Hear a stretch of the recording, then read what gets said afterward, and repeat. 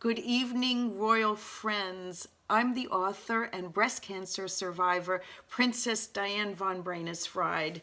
And thank you, Rutgers Relay for Life and the American Cancer Society and all of the people here on this time of COVID-19 supporting the cause, because you are the heroes, really. I'm thrilled to be here because anything that I can do to make the life of someone who is going through breast cancer or their families who are also going through it, really, it's the whole set of people in their circles who also suffer. If I can help them make their experience any happier or more positive, I want to be there. And as a breast cancer survivor myself, I am on a mission to help people do this. As a matter of fact, I've written a book, Bonjour Breast Cancer, I'm Still Smiling, Wit, Wisdom, and Optimism for Beating the Breast Cancer Blues. So tonight, or today, wherever you are, I've chosen 4 key points from my book to help you with this, to remain having positivity. I want to make sure you know you don't have to lose your happiness mojo. And these 4 points are permissions, really. The first permission is giving yourself permission to be happy. The second permission is to give yourself permission to call yourself healthy. And the third is the permission to go on an adventure. And the fourth is to see breast cancer as a gift.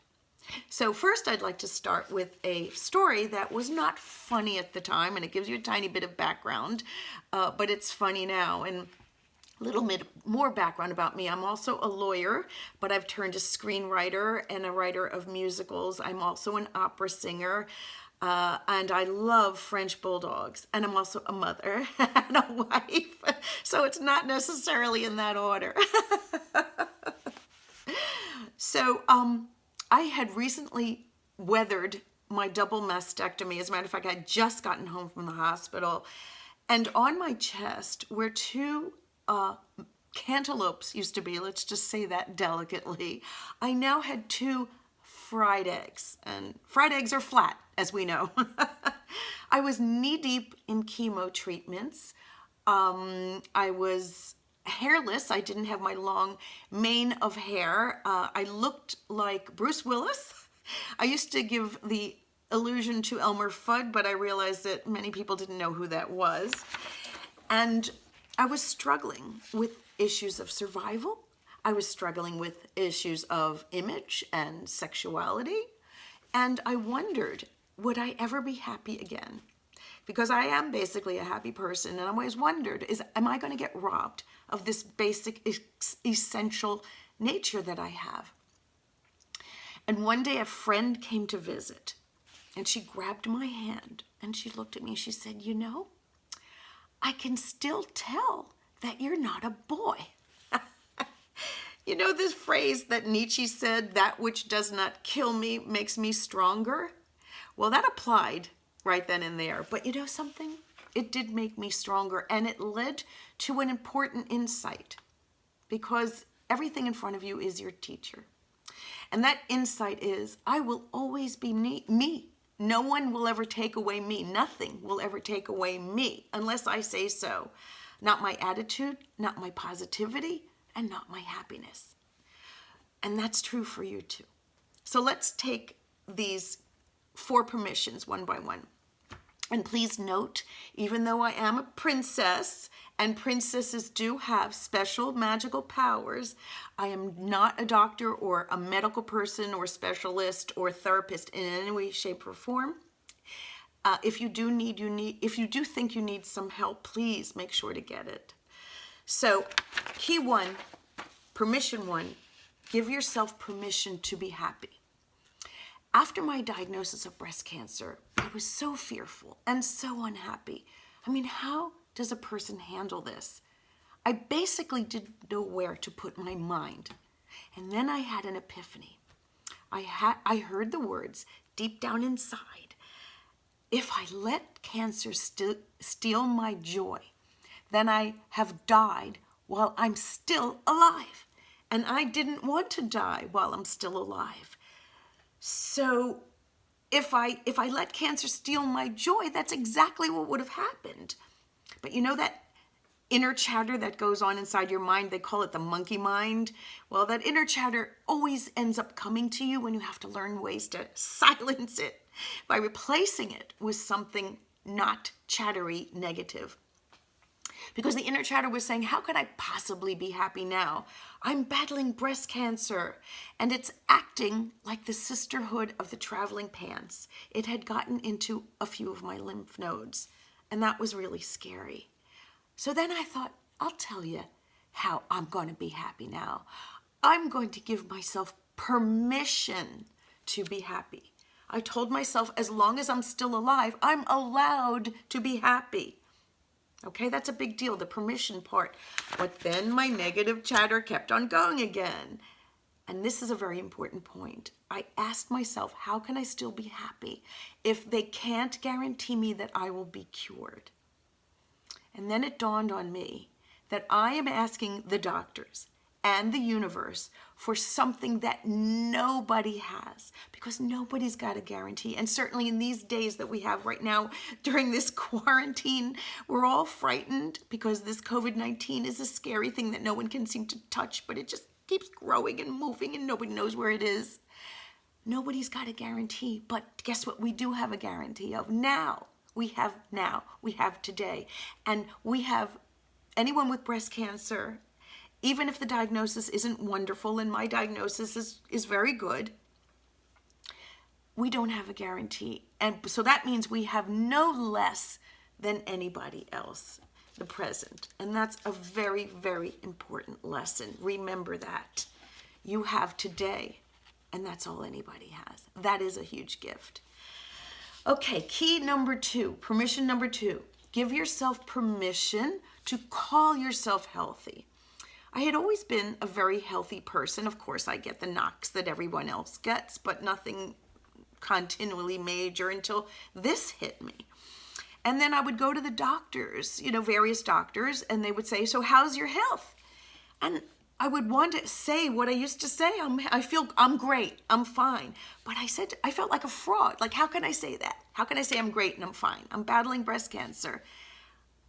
And then I realized something, because you know what?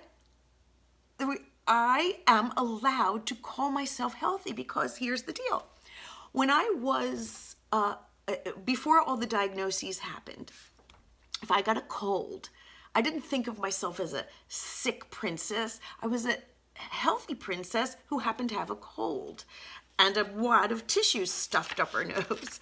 When I got a stomach virus, I didn't see myself as a sick princess. I saw myself as a healthy princess who happens to be spending too much time worshiping the porcelain throne. I decided to view cancer in the same way. I decided to be an otherwise healthy princess. It's like that old joke, other than that, Mrs. Lincoln, how was the play? Other than that, Princess Diane von Braun's bride, how you doing? I'm doing great. Key 3, give yourself permission to see this as an adventure. A yoga teacher of mine once said, it's not what's happening to you that's important. It's what you tell yourself is happening to you that's important. And positive psychologists call that reframing. It's a very powerful tool for seeing life in a different way, finding the positive way to look at something, because we know the goblet's either half full or half empty. The question becomes, what do you want to focus on? So I searched my mind for a positive way to see what was happening, to what I could tell myself is happening. And then I remembered, you know how many times when you help someone else, you help yourself? Many times you end up helping yourself more than you're helping the other person. Well, many years ago, I had one of my fabulous friends was dying, and she asked me to help her. How am I going to handle this? And I remember thinking, oh my gosh, I remember praying for a miracle to figure out how to answer this most quintessential end-of-life question. How am I going to handle this dying? And I prayed, and I remember hearing deep down inside the words, look at it as an adventure. And I said to my friend, look at it as an adventure. And she said to me, I was astonished. She said, yes, I'm going to say yes to this adventure. And when it was my time, I remembered that, and I decided I'm going to do the same thing that I counseled her and say, I am going to say yes to this adventure. I reframed breast cancer. I reframed this horror, one could say, as something positive, as an adventure, because everything is an adventure, really. And what happens when that happens? An adventure holds excitement. What experiences would I encounter? What new people, wonderful people came into my life? What lessons, wonderful lessons?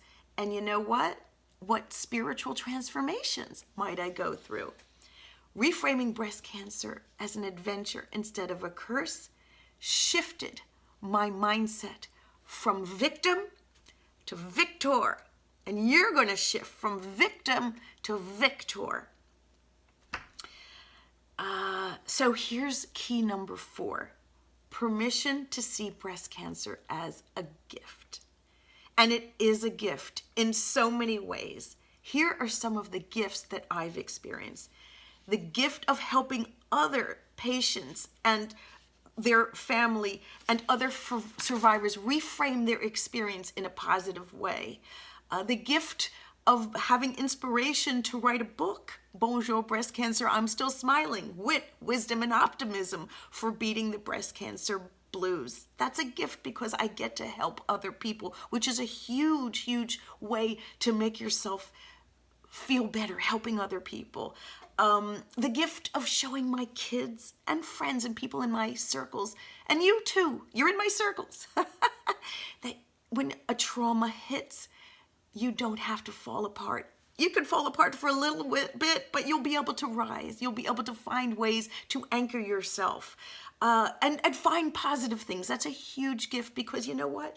Nobody gets through life without trauma. But the idea is, how do you face it and how are you able to rise? The gift of feeling boundless, crushing love from family and friends to support me. That was beautiful. It's like you're living your eulogy now.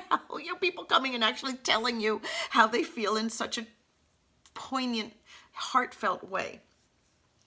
The gift of the present of the present, of finally learning to live in the moment more. And you know something? I have to remind myself that finally. I want you to know that this is not something that, boom, the light bulb goes on and I can live every day in the present. I can maximize everything. I have to keep remembering that. Actually, it's probably a good thing. It shows you're healing.